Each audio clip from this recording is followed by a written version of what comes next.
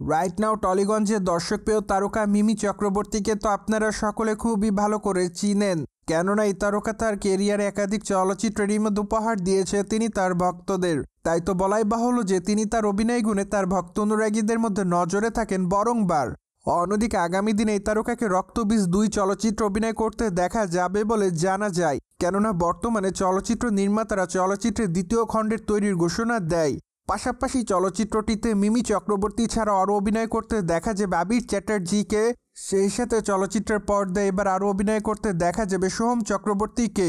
তাছাড়া মার্চ মাস থেকে চলচ্চিত্রের শুটিংয়ের কাজ শুরু করা হবে বলে জানা যায়। ফলে আপাতত সকল ভক্ত অনুরাগীরা মিমি চক্রবর্তীর আসন্ন এই চলচ্চিত্রটির জন্য অপেক্ষাতে।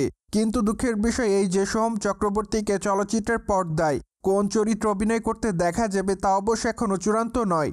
তাই তো এখনই বলা যাচ্ছে না চলচ্চিত্রের পর্দায় পজিটিভ নাকি নেগেটিভ চরিত্র অভিনয় করবেন এই তারকা।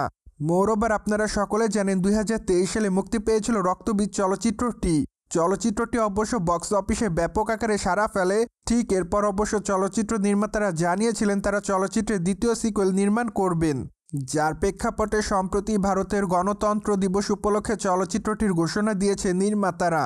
ফলে ধারণা করা যাচ্ছে চলচ্চিত্রের দ্বিতীয় খণ্ডটি এবারও বক্স অফিসে দাপিয়ে বেড়াবে।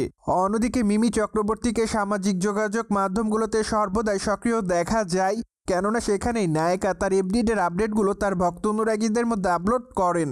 তাই তো বলাই বাহুল্য যে মাঝে মাঝে বোল্ড অবতারে ধরা দেওয়ার জন্য আলোচনায় থাকেন এই তারকা।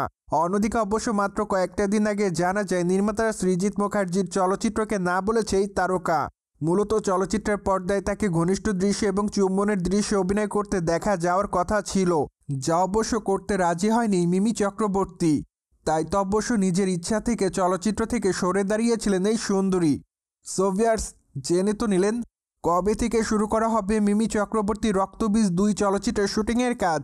ফলে বিষয়টি নিয়ে আপনাদের কোনো মতামত থাকলে কমেন্ট বক্সে জানাতে ভুলবেন না। Subscribe our channel for more update.